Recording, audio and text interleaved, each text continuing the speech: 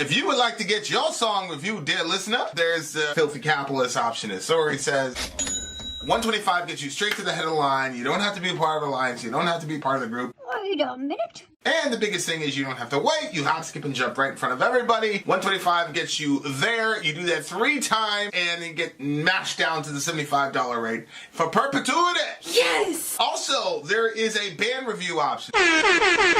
So if you've got a band and you're trying to get your band some exposure, hit me up at vinsori@gmail.com, and I'll show you the details about how to pull that off. You can also jump on Patreon, and there is a option on the tiers to be able to get your band reviewed. Yep. Obviously, we can't lie to you, so we can't guarantee a positive review. Get what you get. It's just rubbish. Rubbish. Rubbish. That's British for garbage. My favorite is a community option. $1 at the gate gets you in at Patreon. You get to join an alliance. The alliance joins their points together, and that helps determine what songs that we do. The alliances hang out on Discord. Message me on Patreon to get the link. And they do all kinds of other cool things. They do Minecraft, Dungeons and Dragons. Yeah. It's really a community within the community. Anybody can go in the village, facebook.com/Vin and Sori. There's 160,000+ people on the channel. What's cool about the Discord is that it offers a real opportunity for community connection, friendship, that type of thing. And it's on Discord, so if you're not a Facebook person, it's for you. You start off at $1. Right. Plus you get exclusives. Sori and I are working on a song. So the first 15 seconds of that was on Patreon. Also, at $15 tier and above, when we actually debut the video, they're going to be there live with us. There you are, dear listener. Buy our merch. Buy a merch indeed. A child shall lead them to buy our merch. Yes, dear listener. Yes, dear listener. Yes, dear listener. It's your boy Vin in the house. I am missing my partner in crime, but we struggle on. I'll just mess with you. She's just saying goodbye to the kids. We are in the midst of the DJ Ben stream, one of the newest and most up-and-coming DJs in the village, if I do say so myself. First song we listened to was, I think it was Carried Across by this band, you might have heard of it, called Arch Enemy or Arch Enemy, be that as it may. I don't know how to pronounce it. Say goodbye to the people. Luck right there. Say bye, people. Bye, people. Say I'm Reza. I'm Reza. I'm Woodgie. He usually says that. Are you Woodgie? Yeah. All right, give me a kiss. You gotta go. He took the guitar out today and was playing and singing the Muffin Man. You were singing on guitar? And he was strumming it. Did mommy take a video of you? I did. So yeah, it'll be up on my channel. Yeah, I'll be up my candle. Okay, bye, buddy. I love you. Have fun at Grandma's. You going too? Grandma's gonna come. She's gonna come, and you're gonna go to her house. Make sure you listen. All right, you brats. When it's time for bed, don't do all that crying. Just go to You're bed. gonna abandon us. Huh? You're gonna abandon us, so I wanted a hug. That's good. I'm glad you showered. Showered your hair. Smells nice. Well, thank you. Have a good one. You too. Goodbye. Bye now. See you again. Yeah. Very possible. Very possible. Okay, here we go. Song numero dos is Blank Infinity by Okay, Epica. so Ben says, next up is a band featuring the lovely voice of the most beautiful woman in metal. And that is not my opinion, he said. That's just straight facts. If you disagree with my facts, you can fight me. Simeon Simons is the Dutch-S Duchess of symphonic metal. This particular performance of the song highlights Simone's vocals pretty well. It happened early in their career in 2006 and was not released until the end of last year. I was pretty excited when I got my CD Blu-ray in the mail. Please, Simone Blast, don't block us. All right, if we're all done laughing at me, now we can start the song. Okay, Blank Infinity Live Paradiso. Okay. Well, no, you're not doing the live one because that's official. So we're doing this one. Blank Infinity. Okay, so we're doing the live on your side? Sure. Okay. The reason we don't do live official videos, dear listeners, is because, as you notice, we don't cut up songs in the middle. We do them straight through. But when you play them straight through, the record label shows up and takes away all your money that you were going to get on the ads, which is fine because that's why we did the Patreon thing in the first place. However, if they really get after you, they will block the entire stream, take the whole thing down, and issue a copyright strike. So a copyright strike makes it so that you never hear us for the rest of the night, and then a blockage will suspend the stream. So some of these songs are official videos, some of these songs are not. Ben, I'll say if there was a no doubter, we absolutely have to see this song live, which one would it be? So we will take the risk on one of them, on like the officials. So Ben, you decide which one we're gonna do officially, and then okay. So watch. Can you put the live one on that side? Yep, I've got it already. And then we'll put the link for. We'll do Blank Infinity here. And then in which case, do you have the lyrics? What? I don't, but you want me to play Okay, the live video or do the lyrics? I'll get them. I can Okay, send them to you. Here we go. But which Song one? numero dos. Not two like this, because we're metalheads. Song numero dos, Infinity. I'm sorry, Epica. Black Infinity is the name of this song. Let's do it.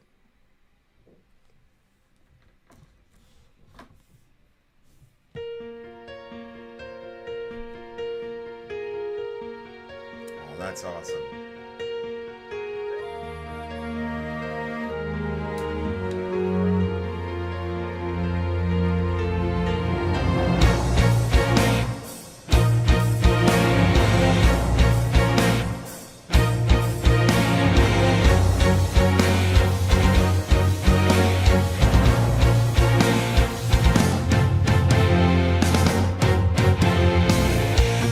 Trying to keep myself afloat above this dream, but a thought is pulling me down, pulling me all the way down. We are wandering towards a blank infinity, and distinguishing will now be the only way to diminish your sins. This vortex can't be filled up again.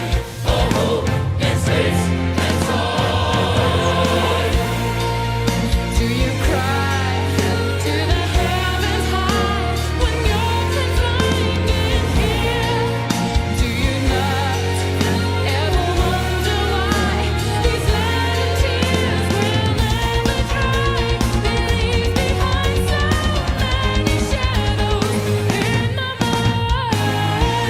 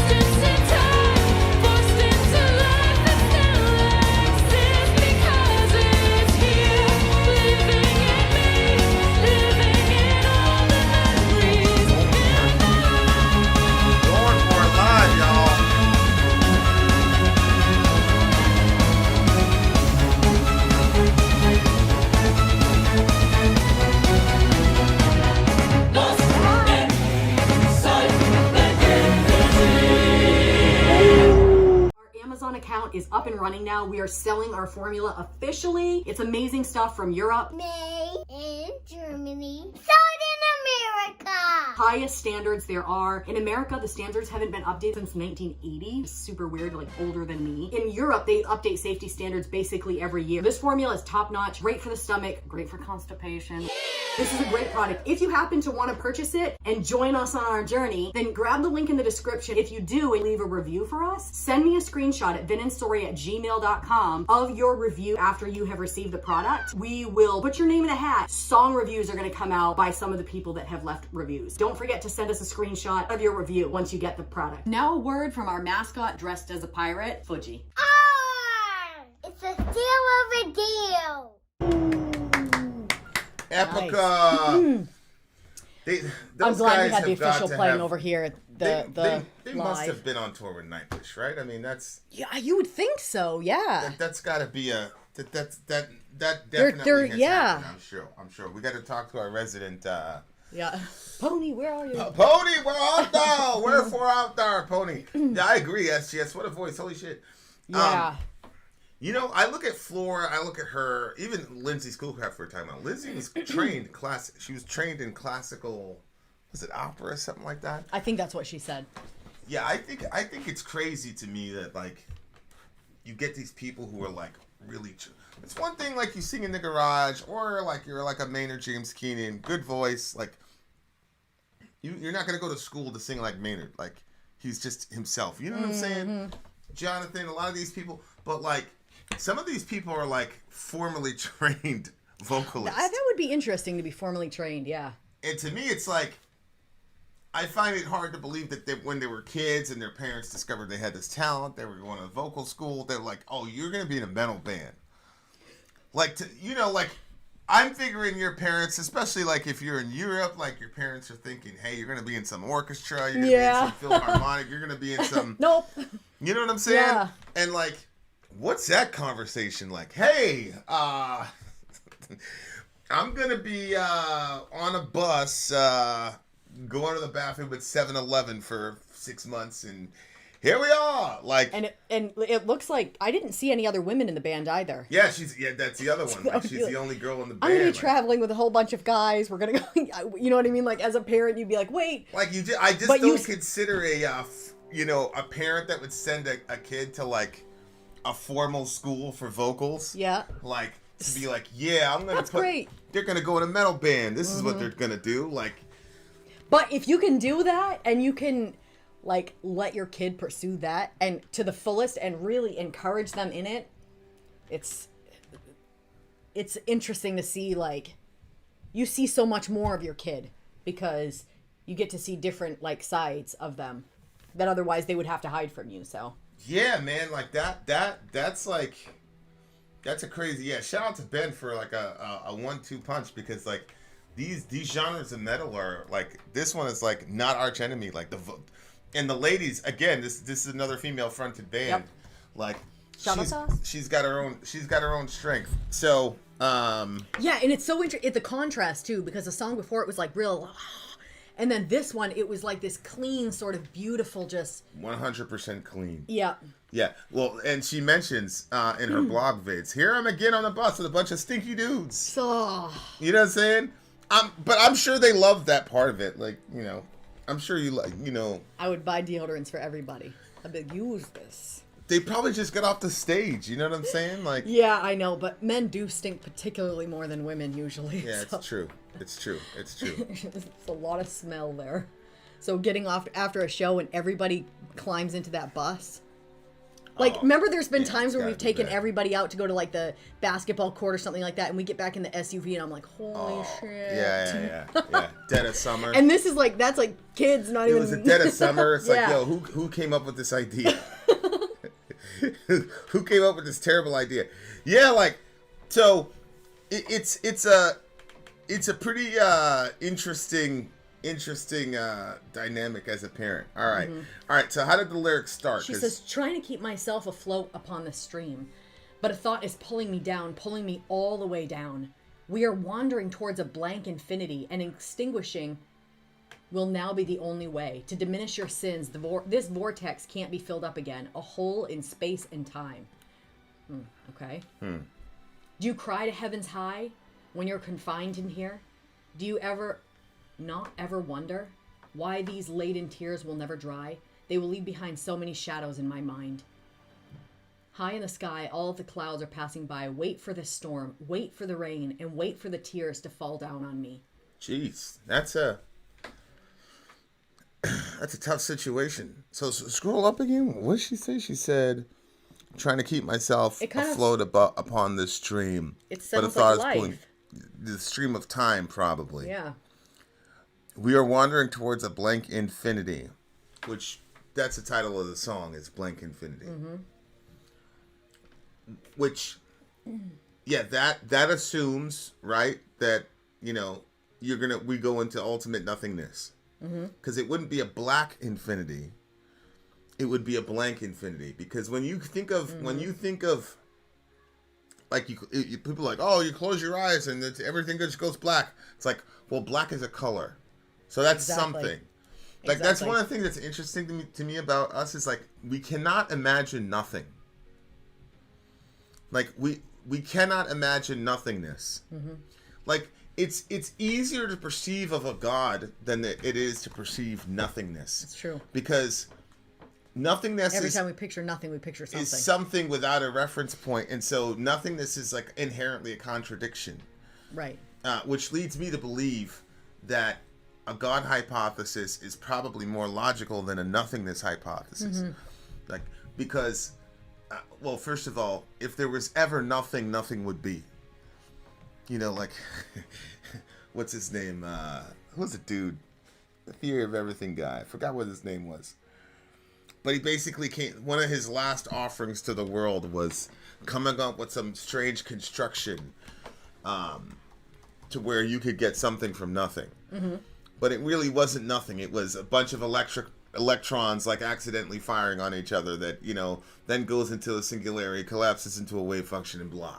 Like, but that's still something. Exactly. Like, exactly. So like, if there was ever nothing, really, nothing would exist. But the closest you could come to it is blank infinity, right? Not a black infinity. Yeah, but a blank one. But a blank one. Yeah. You know what I'm saying? So. But a blank infinity is impossible to picture. Right. Because you go back to picturing something. Right.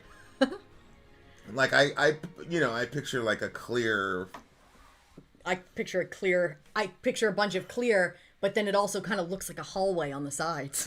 Like in school. Seduct.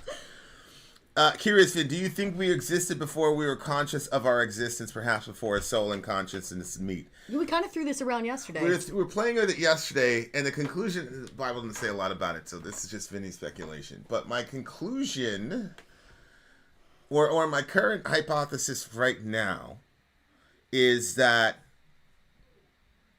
I do think it's possible that we were conscious of our separate egos. So when I say egos, I'm talking about, like, the self. I don't think it's impossible, but I think what happened is once you get attached to a body, that portion of your consciousness gets shut down so that you can function on this plane. Because if you knew all of who you were and what you were prior to coming down in this plane, then it kind of defeats the purpose of us being here. I agree. And so I think Which is why when people have near-death experiences, they say, I knew everything, I understood everything, it made sense to me. And that they were going back and that they wanted to stay a place there. familiar. Yeah, yep. So I do think that is possible, which again has massive implications on how we treat occupants in the womb before they get here.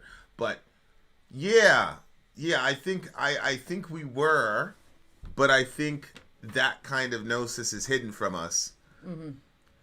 Because it's like you kind of have to pretend that the game is real. You have to believe that the game is real, and that the stakes are really as high. Like, I was playing Fortnite today, and I was like, all right, this is the last time I'm going to play, and I only have one shot. And today? Yeah, because I used to create all this urgency when I was a kid playing video games. I used to do it with Street Fighter 2. I used to pronounce it in this giant... Oh, is that why you say one more? I used to pretend... I used to pronounce it in this giant tournament. Like, I really like the stakes of the game. Mm-hmm.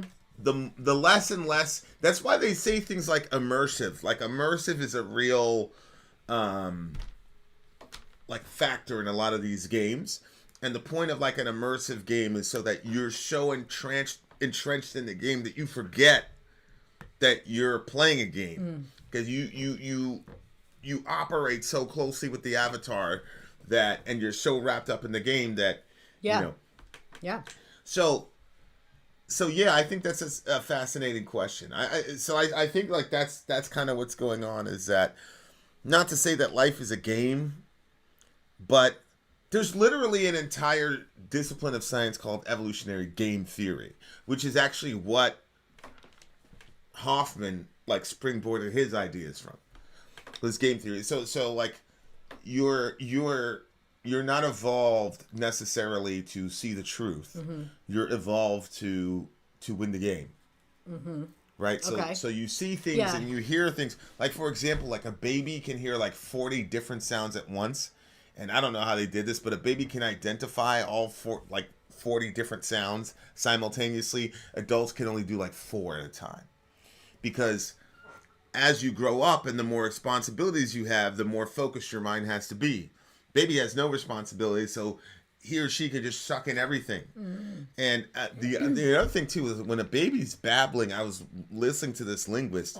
After you told me this, I listened. Yeah. Because every single one of my babies has hit a point where they like do this babbling thing, but they're looking at you like they're trying to communicate something that is wildly important and they want you to understand it. I like it and hate it simultaneously when they do this, because I want to know so badly what they're saying, and I know that I'm never going to know. But so this, go ahead and say that part. Yeah, the linguist was saying that the baby, it's a real language. And like, so they'll say the same thing. And so if you listen to the babbling, let's just say it's ooh ah ah, they're going to say ooh ah ah. Ooh, ah, ah, ooh, ah. And that's exactly what the baby was doing. And he looks at you like, what the hell is wrong with you? Yeah, how come you're not understanding me? Yeah. And so this time, I took the phrase that he was doing, and I repeated it back to him, and I was just like looking at his little eyes, and I nodded my head, and then he like kind of relaxed back. So I think it was like, if you've ever been to, if somebody doesn't speak your language and they repeat back to you, at first you don't realize that they don't know what you're saying. Yeah. Like if you say, I remember when I was in Latvia, I was working with like these little kids from the camp, and I'm probably not saying it exactly right, but the little girl was probably like 6 or 7, and she was like, "Unya punya mayo," and I was like, "Unya punya mayo," and then she was like, "Unya punya mayo," and then all the little kids were doing it, and they were saying it to me like right in my face like that, and I was repeating it back to them the whole time. I finally looked it up and I figured out what it was. They were saying, "Do you understand me?" And so I was saying back, "Do you understand me?" And they were laughing so hard. So it was kind of like one of those where I think I was just repeating it back to him, but he obviously doesn't know that I don't understand whatever it was that he was saying. But it was interesting. We're wandering towards a blank infinity, and extinguishing will now be the only way to diminish your sins. This vortex can't be filled up again. Yeah, I was going to say it was to diminish sins. A hole in space and time. And then he says, "Do you wonder why these tears never dry? Time forced into life, in my life, living in my mind. Can we ever find a way in this labyrinth without end?"